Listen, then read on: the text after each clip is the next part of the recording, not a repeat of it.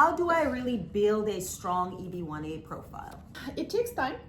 For some people could take, I mean, if you do it right, if you don't do the shortcuts, it also depends where you at with your career. Sometimes the field that you're in also matters. But generally speaking, anything from 1.5 to 2 years is a reasonable time. For some people could be longer. It just depends on what's happening in their career. So that's kind of the average time frame. Other tips to be, to do it effectively, not quick, but more effective. We want to see that, you've published quality articles in quality journals, as I already mentioned. So publishing in some journals that are of, questionable nature, it's not going to help you. If a journal tells you we're going to publish your article today, obviously that's a red flag. So you have to do your research in terms of what are the journals in your field, and what are the requirements to publish in these journals, and then how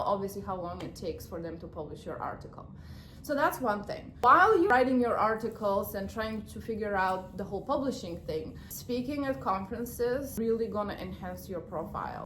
And the reason is, if you're getting invited to speak and share your expertise with others, that means that the field in general is interested in what you have to do. Obviously, if they're not, you're not gonna get invited. And conference presentation, keynote speeches, webinars that you're hosting, panels, all of that goes really well with the final merits analysis of the case, and also showing that you're the expert in your field, and actually the field has recognized you as that expert. So conferences should be on top of your list. Networking in your industry, obviously, the more people you know, the higher the likelihood is that you're gonna get involved with your field, you're gonna get engaged with your field, and people will learn what you do and how excellent you are in the field. Other things that potentially you can do is, once you get involved with the field, you can be an advisor for startups, you can be an advisor for startup founders.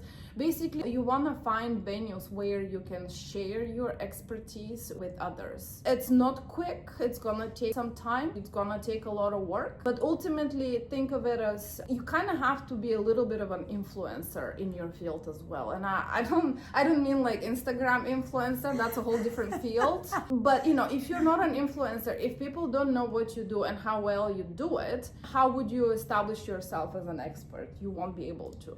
You also have to put the influencer hat. Yeah, very true. Yeah.